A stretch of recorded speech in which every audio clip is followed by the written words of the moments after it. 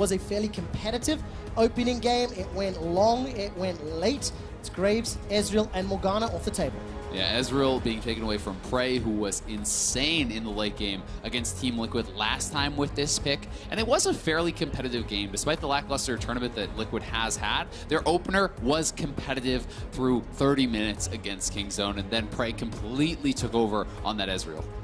Personally, I felt like that after that one big mistake in the bottom side of the map from Kingzone, they just immediately took control and they never really let go. And for me, I'm looking more to see a bit more of a patient Team Liquid coming into today's games. I feel like Ole is playing a little bit more back on form. I'm fascinated by the fact that Kingzone have decided to ban away Yasuo. It looks like they still show respect towards Pobelta, even though he wasn't able to have that same kind of impact that he had when he tried to bring it out. Yeah, definitely the case. And I mean, it is one bad game, right? It is very easy to jump to the conclusion, well, Pobelta can't play Yasuo. We don't know what has gone on in practice, and they're willing to give it that respect. I will say I'm surprised that Kingzone is not targeting more heavily on the bottom lane. And a Kindred pick here from Peanut.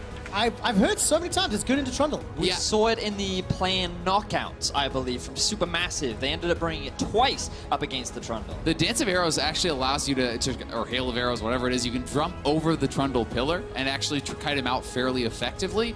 Can be pretty powerful, you know, as far as that goes, but if the Trundle ever gets ahead, it can be very easy to get run down. And honestly, Kindred is one of those picks that in general, I just feel is terrible from behind, because if you are behind on the pick, it becomes so difficult to really ever use your ultimate in a winning fight, right? You know, they have more gold than you, you ult, well, you just die after that. And I'm so glad the jungle matchup has already been locked in. Xmithy earlier today on that Skarner with the game-saving play. He's on that Trundle, and he's going to go up against Peanut's Kindred. That becomes so much harder when Kindred's there to keep the Baron alive. He's going to jump in, try to steal it. No, Kindred ult comes down, denies That's the Smithy special. He brought it out in MSI. You kind of just take it away from him. He's trying to do the Smithy the Smithy. Trying to out-Xmithy the Smithy. We talked a little bit about the Camille potential for Khan up in the top lane. Right now, there is the hover, and while there's always a danger of talking about hovers, I feel like Kingzone can feel pretty confident locking it in. Yeah, the blind Camille pick.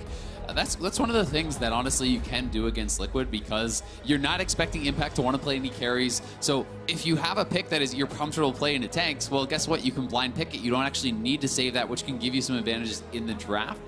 That being said, you know, there certainly are a lot of picks that you can be pretty comfortable on here. I'm interested to see if Kingzone is actually going to ban out the Orin. They've already taken away Sion, now Shen here too. And interestingly, Team Liquid went for a very early Kog'Maw, given that Kai'Sa has been left available. With no AD carry lock-in currently coming in from the side of Kingzone, Liquid are trying to force Prey onto a champion that we know he is very comfortable on, and they feel like they can get themselves a winning matchup in. Yeah, we heard Doublelift talking about how he thinks the Kog'Maw is so favored against the Kai'Sa, but we have seen how support matchups can shift that. This time, though, it is another melee support that would have to be paired with that Kai'Sa, because Tahm Kench has already been locked in, and you know, we'll have to see where Team Liquid goes and picks and bans. Are they worried then about something like a Caitlyn, which could be pretty powerful, or even, you know, that Kai'Sa is still available, but it's hard to know. We're about to find out, Azael. It's the last ban for Team Liquid before we jump into the second phase of picks. We've not talked a whole lot about the mid laners and maybe some of the champions we can expect there. We're about to get some insight into what direction these teams are going to go.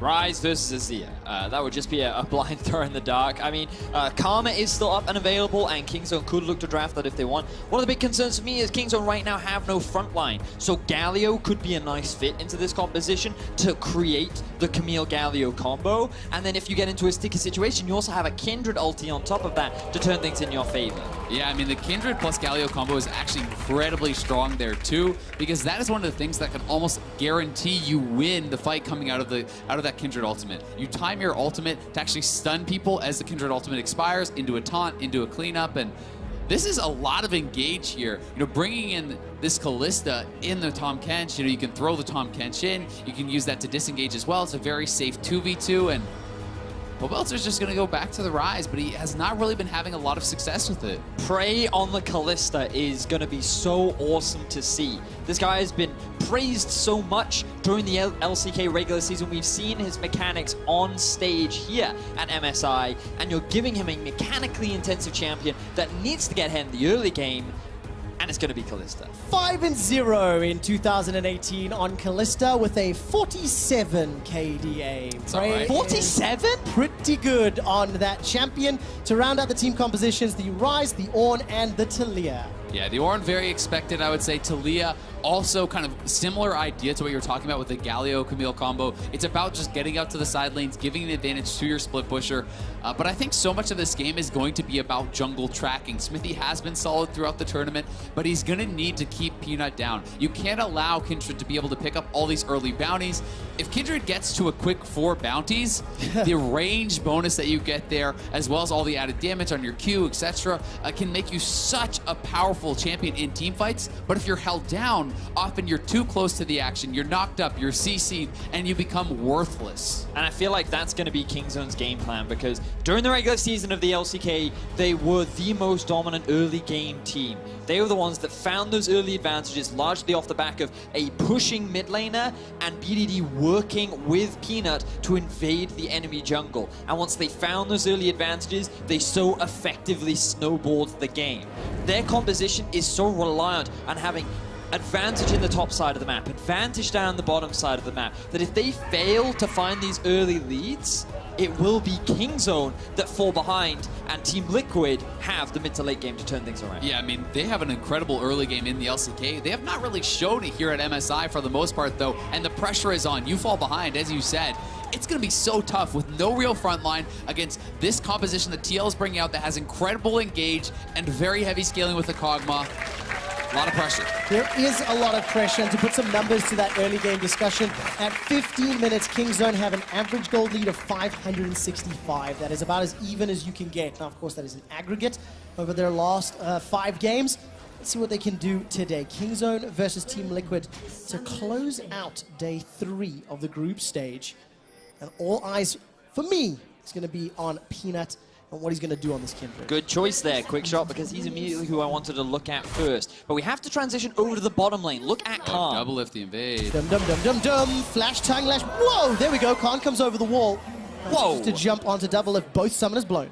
Very quick flash there from double lift. If you get hit by the Q from Tahm Kench, you are dead, period. The slow is going to be enough for them to actually chase you down. But that's both summoners blown, and that already, means that he is going to have to play so safe in this bottom lane now. And look at all this early vision that Kingzone are getting in Team Liquid's half of the jungle. Kindred, she wants to be in your face. She is such a good duelist once she's gotten points in Q, points in the W.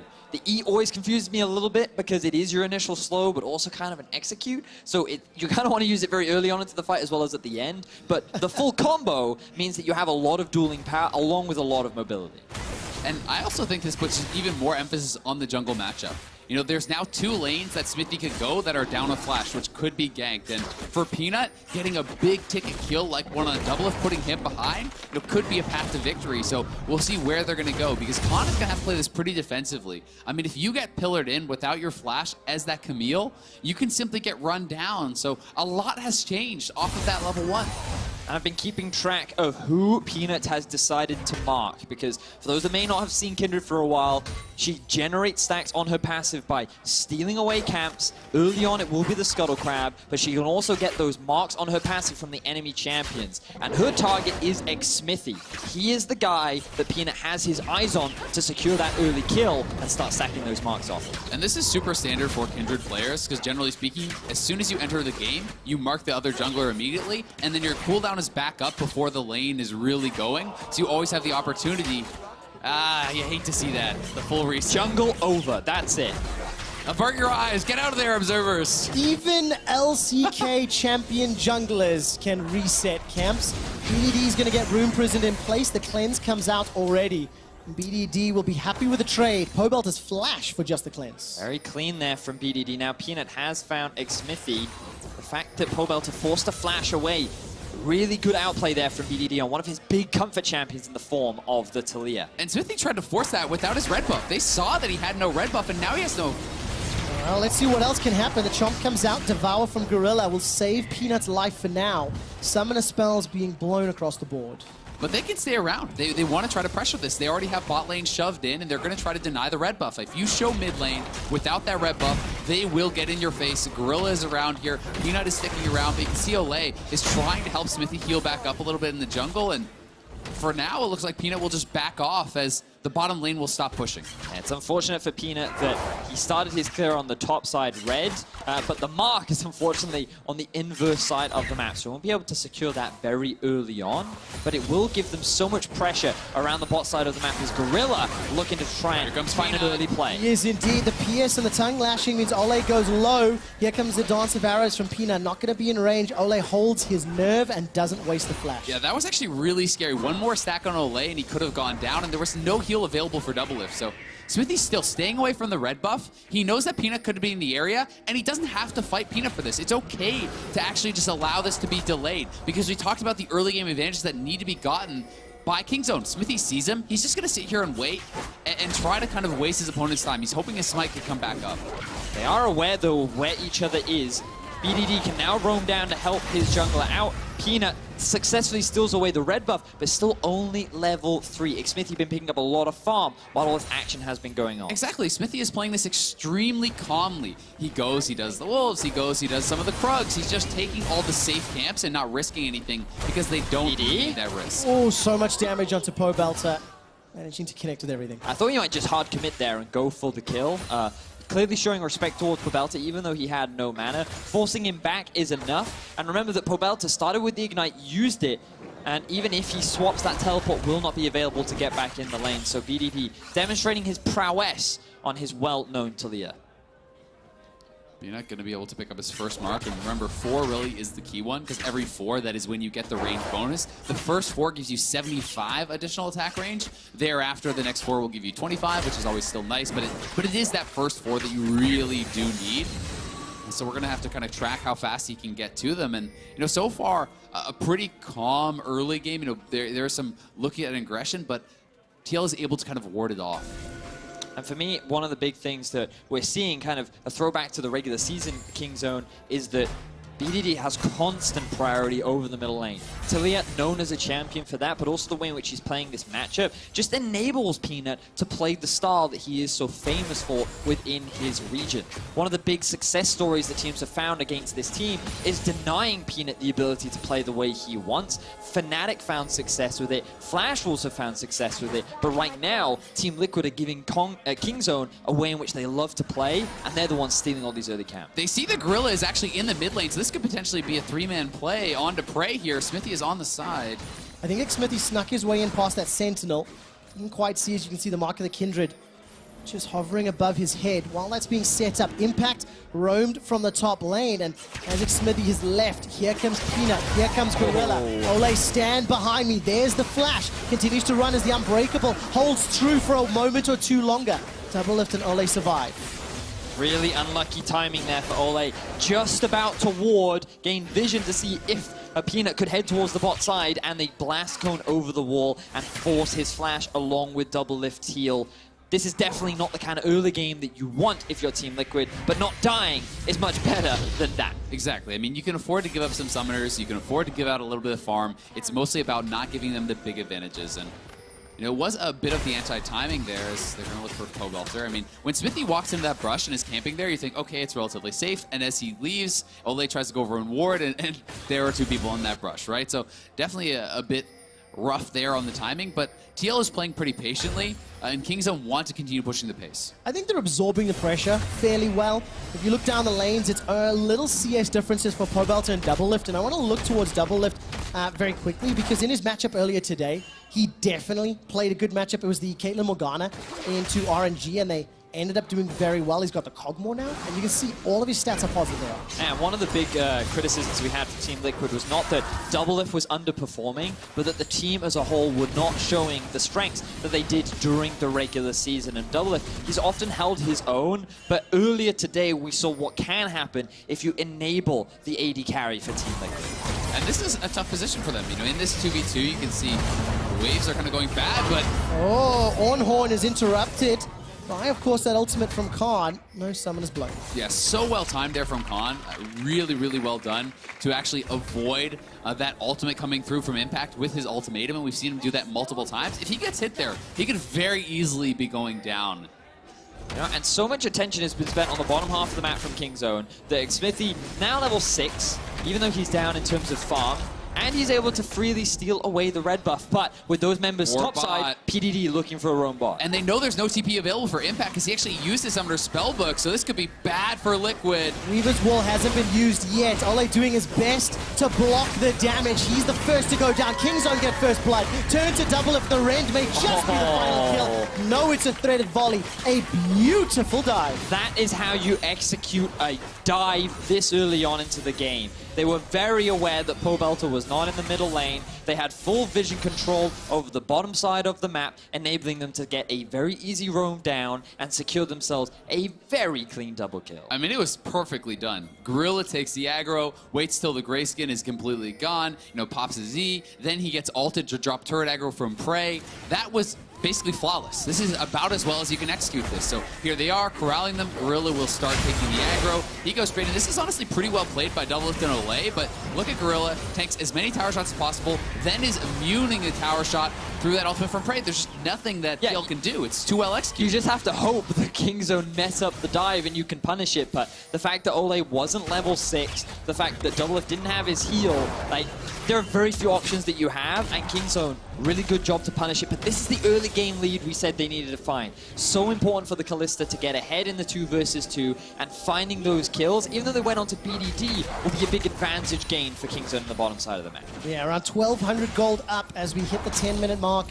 Doublelift's Cogmore starting to get bullied around because he's 700 gold up for BDD, 400 or so for Praise. Not huge amounts for now, but that can continue to scale when you start looking at this composition and how many tools Kingzone have to be proactive. And when you realize how good they are to snowballing advantages, that is really one of their signatures as a top-level team, is they take this tiny advantage and they expand it, and they make it seem like this massive one. You see Khan's stats on Camille in LCK, 6-0. Exceptional performance. He's even on CS for now, a little bit behind, but a huge amount to speak of. And Impact is willing to throw down. I mean, he looked for the 1v1 earlier, and Khan was able to survive it. I mean, Impact is playing the lane well, and honestly, while Khan is an exceptional player, he has not played 2 level in this tournament. He has certainly had, I think, some fairly poor games. When you look at it, his Vladimir game in a loss was definitely a bit of a worrying sign, I think, for him. And when you look at Worlds again, it was something where he wasn't able to really show up and have his best performance. So he certainly wants to rectify that and be playing at his best. Well, I think that's true. Camille is a champion that I think, even after his underperformance, is a very scary champion to still keep this guy. And now Kingzone, they've invested resources into the bot side of the map. There is a mark in the top river, and they're saying, you know what, Khan, let's get you a bit of gold. The Talia ulti is available. Peanut is hanging around. They look to go for a dive.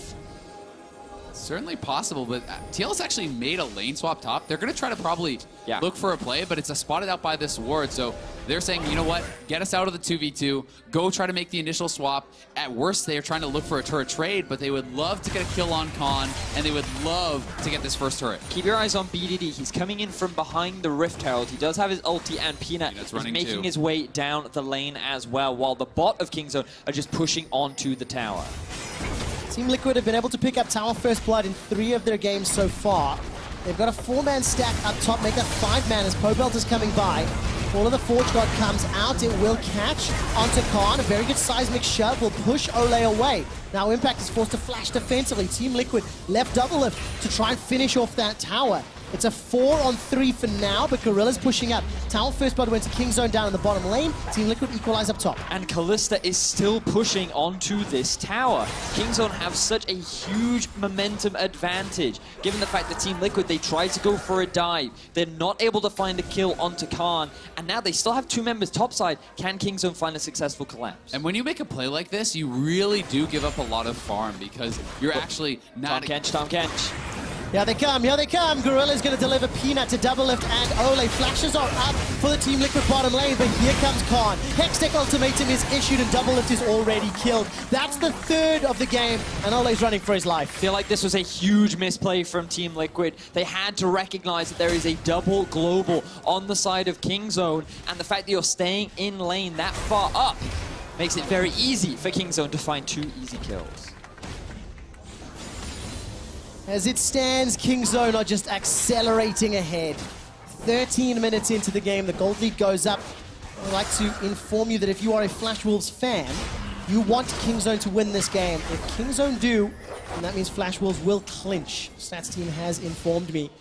So that's a boon for Flash Wolves, making sure they make it to top 4 and then it's a battle for seeding. But for Team Liquid, it's not done yet. It is a difficult situation, but they've got a great team fight. We saw what Evos can do with the Ornn Ryze combo, and that's what we need to see Team Liquid do as well. They really do, but it's tough when you fall behind like this against Kingzone because, you know, we've seen as Khan playing and as Lowy, they often just won't give you the team fight, right? They're going to try to play side lane, they're going to split push, they're going to use the Tahm Kench and the Taliyah to collapse and find those odd man fights. And Liquid need to kind of stem that bleeding. They need to be able to farm it up and try to then find equal engages. Well, let's find out. That's an interrupt onto Impact. He's actually going to back away. No kill secured. By the way, Peanut was able to pick up his 3rd stack of that passive. We're getting a little bit closer, as he's also gone for the Blood Razor and continue to scale up. You can also see Rageblade being picked up for the Kalista. Much more common these days, especially once you get the full stacks, you can utilize the double rend. But here we see the Tahm Kench. The thing is, this is what surprises me from Team Liquid, because after the bot lane tower was taken, you would assume that Gorilla would look to try and make his way topside, and instead they just choose to go back into the lane rather than go back to base. And it feels like one of those false sense of security type things, like, oh, we have great vision up here. Yeah, sure you do, but Tahm Kench can just ult right in. Oh, we can indeed. Sorry, I got a little bit nervous there, Azale. Team Liquid went fishing, but didn't find anything. Now, Team Liquid do have priority around the Mountain Drake, but they don't want to commit to it because they recognize how strong Kingzone are at this point in the game. Kalista with the Rageblade already finished up is more than happy to go for a fight right now. Khan is sitting up in the top side with a teleport advantage as well, so it could be Kingzone to be the ones to be proactive around this Drake first. Yeah, I mean, I definitely think Team Liquid just wants to farm. I don't think they can really afford to take too many of these fights unless it is an incredible engage from Impact. You're going to see Team Liquid try to give up the minimum for probably quite some time, and 2, you start seeing double lift. We're catching up in this farm, trying to scale up. And Kingzone will be happy to continue accelerating. Mountain Drake will definitely speed up any of the objectives they want to play around. When you have a Kindred, Kalista, Camille, your Baron is already incredibly great. You add the Mountain Drake on top of it. So Kingzone are going to have tools to twist and force Team Liquid's hands. Yeah, and I mean, you think of the engage options that Kingzone have, it mainly comes down to a lot of flanking. You have the Tahm Kench ultimate, you have the fact that Prey can throw Tahm Kench into a fight that's not necessarily the greatest engage, but as you mentioned, Azzo, you never really want the 5v5 if you're Kingzone. You just kind of want to find these odd targets out of position, play along all 3 lanes, and just force Team Liquid to split as much as possible, especially at this part of the game. And Smithy, having been spotted on this, feels pretty risky to continue. You may end up just leashing it essentially for your opponent, so sees their round, will have to back off as the collapse was coming in. I think that's the right move. It's good to see Kingzone playing a little bit more to their LCK roots in terms of getting ahead, using their advantages, being really sort of forward-facing, if I can say, because we didn't quite see the Kingzone we were anticipating in the opening half of the group stage. Well, they got given Ezreal twice, and then they stomped with Ezreal twice. And what we came to learn was, don't give Prey Ezreal. And you're definitely right, it's kind of a deviation from what we saw. Even though Ezreal was his most played during the regular season, the reality is the Kingzone have this tendency to be much more around their mid-jungle duo, enabling Peanut to invade onto the enemy side with the pressure that BDD creates with champions like the Taliyah, champions like the Karma. And this is much more of the LCK style that won them the championship. Well, let's see where they go next. Kingzone grouping up. Mountain Drake will be spawning very, very shortly. A few minutes, in fact, actually. Second one, and that is a mark that Peanut can pick up. I believe that's number 4. So big range increase just as we start entering into the mid-game stages, and for Team Liquid, They're looking for a collapse. They may actually try to force a fight here with Khan still on the top side, but yeah, Impact spotted out, so nothing really happening, and this is what Kingzone wants to do. You buy time for Khan, anytime Impact collapses, you back off, and you just try to play this push and pull. You can see BDD going down to the bottom lane. They do not want TL group. They want TL spread, and then you find the picks. all right, how did TL then play the next few minutes? We know that Kingzone can play around the Dragon and the Baron. They can start setting up that, obviously, the split push. Team Liquid, I want to interrupt it with an engage, but those obvious ones are not going to work. Yeah, so Team Liquid, if they engaged right now, given the gold lead that Kingzone have and the number of globals that they have, it would be very difficult to guarantee yourself a winning team fight and then convert it into something. Maybe Team Liquid would find themselves a kill, but then Khan would find himself a tower, or you'd find BDD roaming to bot and securing a tier 2. So there's always the risk that you have to be careful of in this kind of split push scenario. So for now, they're just stalling. They're just buying enough time so they can scale up a little bit more, complete those second items, and then once they're ready to fight, then maybe they can gain a little bit more off a winning team fight. I do like moving Doublelift to the mid lane, though, because they were just too much stronger in the 2v2 Kingzone was. So Doublelift was having to sacrifice a lot of farm, not able to step forward and actually maximize all that CS that he wants. So putting him in the mid lane does give him more safety to be able to do this. Yes, you have to have Pobelter in a side lane, and he has been getting caught out, picked off a fair bit, but this is just the best lane assignments. If you want to beat Kingzone, you have to play the game properly. You have to play at your best, and that's what they're going to be counting on. Yeah, I mean, it's a 30 CS difference between Doublelift and Prey. For now, Kingzone continue to just play the patient game. Farm themselves up. They're going into this mid-game. Despite not having a traditional front line, they got more than enough damage, oodles of damage, if you will, to win a fight before Team Liquid get enough time to get it down. We'll give credit to Team Liquid. If we have an ability to quickly toggle the vision observers, just look at how much Team Liquid can see on their half of the map. You can see that a lot of the entrances they have covered because they know that Kingzone are going to be roaming between these lanes a lot, and it makes it a lot harder for Kingzone to invest in deep vision as well. So Team Liquid doing what we were talking about, just playing that defensive style and just buying time for as long as they can. And it's always kind of funny to me when I see these sorts of compositions from a team like Kingzone or RNG, who kind of played a similar one earlier against Fnatic, and you see it from one of those teams and you're like, yeah, that'll work, that could be, you know, and you see it from a North American team or European team, it almost never works out. The execution that you have to have in a team fight is so incredibly difficult, and that is why a lot of teams prioritize playing tanks. But if you can kite out perfectly, if you can execute perfectly, if you can avoid those team fights, split push, control the map, then the rewards are great. Yeah, they really are. And that was what we were anticipating from Kingzone. You know, when we started the group stage, all of the expectations around this team rocking up, and they've got some big questions to answer. But at 20 minutes in, with a very, very sizable gold lead, and the fact that their composition is working as intended, 2-item spikes pretty much on the horizon. Trinity Falls almost there for Khan. I think he actually just bought it while we're on the gold screen. And that means Mountain Drake's the next objective, and Team Liquid, they're running out of Rift to defend.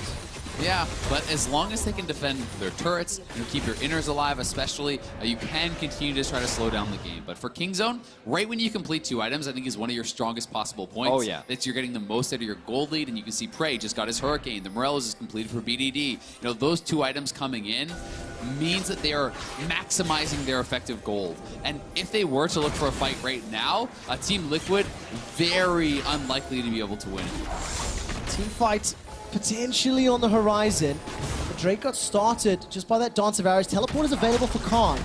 Yeah, and Team Liquid essentially now have to force. They need to force on this Dragon. Start it up, do something, because otherwise you're giving up the turret top lane for free. Yep. Impact has roamed down, and it's up to them to make something happen. Prey has got the Runon's Hurricane to complement the Rage Blade. A seismic shove sends Impact backwards, and a Bellow's Breath is now on cooldown. Right, the mountain has been started. Yeah, look at how Kingzone played this as the fight is about to kick off. Corralled. Weaver's wall locks Ole in, actually gets interrupted. Dragon is now starting to reset. Ball of the Forge God comes up. That's a slow into a 2.5-man knockup. Khan is already dead. Pobelter gets a kill. Impact is sent to safety, in fact. Now in a 5-on-4. The Mountain Drake is the target, but there's Ren stacks for days. Picked up by Kingzone.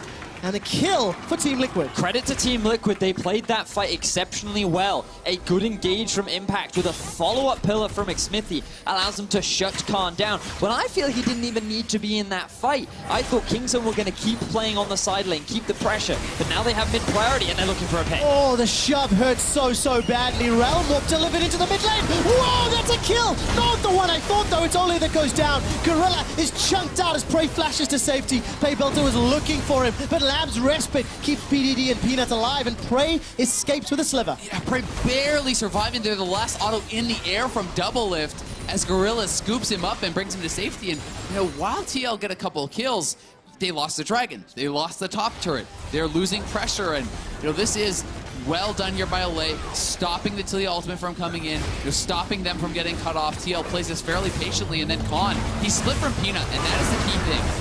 You need to have Kindred on top of the member who's being focused for that Lamb's respite. He is not in position to do so. They focus him down, they back off, they can grab the honey fruit, but the spears are in the Dragon and it's already Kingzone. The thing is for Team Liquid is after they'd used a lot of engage tools, they didn't feel confident enough for the re-engage, and then they'd never gotten mid-priority given that Kingzone zoned them away, and they do not want to give up this tower for free. So, we see another pick and Mew, he's dead.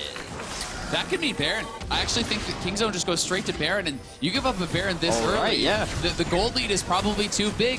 It's probably too hard to surmount, and this honestly, that's going down fast. could be the killing blow there for Kingzone. It absolutely can. All the Ren stacks, the smites and everything. Kingzone, like 8k gold up, 2 Mountain Drakes. Despite the fact Team Liquid got a couple of kills, they lost a tower, a dragon, and now Baron. And I mean, you just can't afford to have those mistakes against this team. They're so good at punishing you. Double Lift gets caught. That means Baron. That means split push enabled. And here it is again. Now we see, oh, that was just a flash coming in from Khan, tied up with the ultimate and the Gorilla ulti too. So all you're trying to do is farm, man. You just want to push out the mid lane. You just want to go back to base. You're not expecting a Camille to have that kind of a range, but when she comes out and jumps half a lane and then flashes on top of it, Double Lift had no options, and he didn't even have time to flash. Yeah, and I mean, when you don't have vision, that's the game state, right? You can't be up that far unless you are with a 4 or 5-man squad. Unless you can take any fight that could potentially be there, you don't get to have that space on the map, and you know, they get punished so heavily for it. And I want to use this opportunity to just praise BDD for his performance on the Talia. This guy was the 2-time MVP of the LCK. That is quite the accolade considering the accomplishments that region as a whole have achieved throughout the world, and the fact that he's come into this tournament and often hasn't really been the spotlight. When he picks a comfort pick like Talia, the amount of pressure he generated in the early game, his use of the walls so far in this game, I feel like he's been very impactful and has really stuck to the style that got him that MVP. Yeah, Kingzone is really just pulling Team Liquid apart, but you know, for TL, there is still a chance. They do still have very good scaling, and there's a lot of squishy members on Kingzone. So if you can find the perfect engage, if you can find the Ornn ultimate and burst someone down very quickly, the gold lead starts to matter less. But that's depending on mistakes from Kingzone. And whether or not Kingzone can somehow be interrupted in the split push. But with Baron, look at this. As Team Liquid are defending the bottom half, BDD is pushing that top lane, and more towers are falling. And so far, 4 in favor of Kingzone, and this will be the 5th very shortly. Kingzone looking extremely good once again. They're going for a pick on the Prey. They are indeed. Call of the Forge Guard will fall just short, and here comes Gorilla. The Abyssal Voyage gets him in to save the day and scoop up Prey. Team Liquid running for their lives despite really trying to get the kill. Such good use of the ultis there from BDD and Gorilla. The fact that the Tahm Kench was there to take his AD carry to safety, and BDD denied any further follow-up, along with them getting a tower in the top lane. Team Liquid, they're trying. They really are trying, but Kingzone do not give them the chance. They will not. Khan waiting in the wings. There's no Forge Guard to defend, remember, so Kingzone instantly group up. With limited engage tools, they're going to force the matter. 45 seconds left on Baron. The 6th tower falls. No outer turrets remaining for the North American champions. Yeah, and they're just down so much, but that is the kind of play which can buy you time and get you back into the game. So TL does still need to be able to have the confidence to, you find someone, you engage, you get them, because that is how you dismantle these split push teams. When you can get a pick, you can then push, you can force people to group, and you can find those team fights perhaps around objectives. But you know, Prey gets out. This is a very slippery team. It is indeed, and of course, with the 9,000 gold lead. Kingzone looking likely to pick up the win. The two things that will happen, it will give them sole control of second seed for now. Also will guarantee Flash Wolves a spot in the semifinals and a trip to Paris to see how far their run can go. And for Team Liquid, you know, talking about the standings, falling to 1 and 5 puts you in such a tough position. I mean, the bare minimum, there's already fourth place is 3 wins, right? And you are behind those teams 2 games already with, you know, only 4 games to play after this. So that becomes a very difficult gap to make up. And when push comes to shove, you need to step up in these difficult situations if they want to have a chance of making out of groups. And you also think, oh, well, even if they do get those wins and you're able to close the gap, you do not have the tiebreaker head-to-head record over many other teams. So you're forced into that situation where you probably have to play even more games. So the path ahead for Liquid is definitely a difficult one, but we've seen it from Fnatic at Worlds. Perhaps this is Team Liquid's opportunity to shine. Ever the optimist, you're not out until the standings say that you are. So we'll see how long that will take. By the way, Mountain Drake is going to pull Team Liquid's attention because they don't want to give a third one over. While that's happening, BDD will pull Team Liquid back to the base. I think that was a realm move that was used by Pobelter, managing to deliver 3 members to the top lane. But this just allows Dragon to be picked up, and it just leans into that playstyle. Kingzone will not allow Team Liquid to get a team fight that they need and want. And this is the beauty of split pushing and the LCK, because the thing about split pushing is one of the harder compositions to execute because it requires, number one, you get might be caught out. This fight. It is indeed. Xmithie forced to flash defensively. Khan's coming in from behind. Follow Pobelter and Doublelift. Doublelift's going to get caught in with the Hextech ultimatum. Ole goes down. Doublelift follows.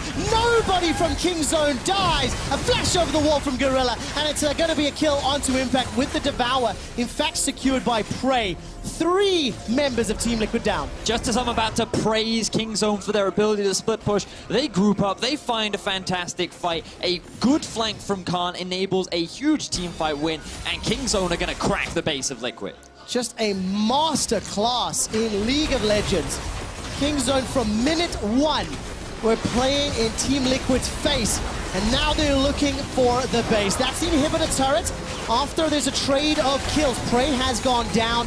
In the end, Xmithie will fall as well as Pobelter. The inhibitor turret, the inhibitor as well.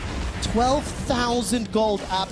The base, maybe the back of Team Liquid is now broken. It's a monumental lead, and Baron going to be up in a minute. Xmithie just trying to farm his jungle here, but getting caught pretty far up, and this is such a disorganized team fight for Team Liquid. Xmithie essentially chunked out before it starts. Ole taking so much damage. Pobelter is not there, and Khan comes in with the flank onto Doublelift. So while this is, you know, team fighting team here for Doublelift, you need to be organized as a 5-man squad. Kingzone is going to thrive in these messy fights where they can come at you from multiple angles, and they are just doing it so well. They play the map incredibly. And now the Baron is about to spawn. Kingzone's next objective is very clearly, we set up the vision, we look to take it, and we look to end the game. And if Team Liquid are going to have a hope in hell of coming back into this game, it will be on the Xmithie steal. Yeah. Can he Xmithie? Do you believe, Azael? I unfortunately do not believe because he has no flash, and because Kingzone has such control over the map, I think it becomes so incredibly difficult for him to even get close, right? You know, when you look at the vision here for Team Liquid, there's very little out in their jungle. They have to move forward as this 5-man squad probably, which opens up for Khan to be pushing on the bottom side, and it's a very scary world out here for Team Liquid walking in the darkness. Yeah, it really is. Wards go down in that river bush. Khan has no flash available for him, so that engage from across the screen, limited for now. Also, no teleport. It is on cooldown. Baron is up, and Team Liquid, they're not yet done. They haven't conceded yet. They're pushing into the river, and they're trying to at least position to contest. There's always the hope of a miracle fight. If you win that fight, if you get the Baron, you are back in his teal. They are going to try to make Kingzone come to them. They say split push be damned. We start the Baron. They can dictate the fight if they do that, but they're looking right now. All right, Call of the Forge God comes out despite the fact that Khan is caught up in the back end. That's a great pillar of ice.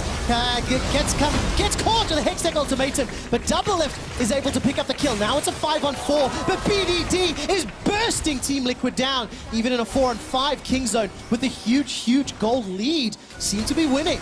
Team Liquid, they seem to be stuck between a rock and a hard place right now. Impact doesn't go down despite the seismic shove. Team Liquid are still looking for some sort of engage, but they don't have any more tools. Their ultimates are on cooldown. Yeah, they're corralled. They need to wait for their cooldowns to be back up once Doubles has his W, but Peanut is actually showing on the other side of the map, so this is a potential 5v3 if they can find the right fight, but it's so tough. Oh, look at that shove again. Impact is so low. Gets the shield from the Bellows Breath. Peanut will take the base. He has already taken the tower. The inhibitor's going to be next. All Kingzone are doing a buy time. This could actually be the game if they keep getting delayed here. Peanut could just continue to push, and finally they're going to get some people back to base, but that means Pobelter's probably going down. Definitely goes down there as Zale. All right, Doublelift was able to complete the recall. He can defend for now, but the top inhibitor falls. Oh no, Team Liquid, they're falling apart right now. Kingzone, they're going for more kills. Another perfect seismic shove. BDD has consistently landed those spells. 6, 0, and 4. The kill will be secured. That makes it 7 for a godlike. Just so well handled there by Kingzone. In this tough situation, they lose their top laner right off the bat, but BDD kiting back and forth, putting out so much damage. This is absurdly fed on this Talia, and Team Liquid just can't get close without the ultimate from Ornn being available. That was still on cooldown. The Braum ultimate was still on cooldown. They couldn't find the engage, and without that hard engage, they get kited around. They lose their base. They lose everything. And here, you can see, this is after the initial pick came out from Team Liquid, and they just want to go back to base. They want to defend the losing remnants of what is remaining, and they just cannot. The poke from Kingzone and the fact that they're constantly on the chase means that Team Liquid gets slowly picked off throughout Kingzone's jungle. And that means it's a free Baron as well for Kingzone. Yep. That's 2 inhibitors down. That is such a hard position to ever really climb back in. You know, not to mention a 15,000 gold lead, monumental item advantage. It is gigantic. Peanut, by the way, he's up to 8 stacks on his passive. Got a rapid fire cannon to boot, so even further range, more tools to deal with. Ornn doesn't care for the Weaver's Wall. Gives it a gentle headbutt and knocks that one down. But look, Supers are now on the steps of Team Liquid's base. BDD is almost single-handedly winning these team fights. To be fair, anybody on Kingzone could do it with the amount of damage they have. The third inhibitor falls. Now we see Impact and Pobelter healing back up. They have to engage now. This is their last hope. Kingzone looking to shut down Team Liquid, and here they go. All right, let's see how this goes. Call of the Forge God goes completely the wrong direction. That's not what you want to see. The Glacial Fissure comes down, and Team Liquid are routed. They're running away for their lives. The Hextech Ultimatum locks Impact in place, and the kill is not yet secured. The Nexus falls. Kingzone have sole control of second. And a very dominant game overall from Kingzone. They drafted a comp where they needed an early game lead, and they found it. An immaculately executed dive down in the bottom lane very early on, and after that, it felt like the all Team Liquid could do was just play on the back foot, try to defend, and in that kind of a scenario, Kingzone thrive. Yeah, once you get behind against Kingzone, that dive was perfect. That gave them enough of a lead, enough of an advantage that they are dictating the tempo, they are pushing the pace on the map, and all that Liquid can do from that point is hope for a miracle engage, hope for a mistake from Kingzone, and Kingzone never gave it to them. And this is why Kingzone were considered the favorites coming into the tournament. If they had played like this every single game, which is what many analysts were expecting, they would likely be sitting at the top of the table. But through slight differences, through teams finding opportunities to shut down this bot lane, to not allow the Praying Gorilla to get that early start, and to kind of keep Peanut in control, they have been able to find wins. And unfortunately, Team Liquid, they could not control the jungler. They could not stop this bottom lane, and BDD was unleashed. Couldn't stop anybody on the Kingzone squad. The entire team played exceptionally well, and that tower dive, that's what gives me shivers when I think about the rest of the tournament. It's not the first time that we've seen Korean teams have a slow start to international events, but they always have a strong finish. And if they're starting to warm up, of course, Kingzone, they're second now in the standings. Flash Wolves are clinched. They will make playoffs. And that one-game buffer for Kingzone helps them out against the teams chasing at 3. And what a creative draft as well, going for a very early Kindred as an answer to the Trundle. The fact that we saw Kalista coming out from Prey as well. Still undefeated so far this year, and you just kind of think, what else do they have available in their kit? I cannot wait for the rematch of Kingzone versus Flash Wolves. They have everything in it does seem like. I think they can play everything, and it's fun to see them playing their own unique style and being so successful with it. I mean, that's a Camille, a Kalista. There's no real true frontline on this team, but they can make it work, you know, despite all the You disadvantages. don't need a front line if you have a 10,000 gold lead when you Nope. pick fights. That's the message Kingzone are sending. For more on today's games, let's head over to MSI Tonight.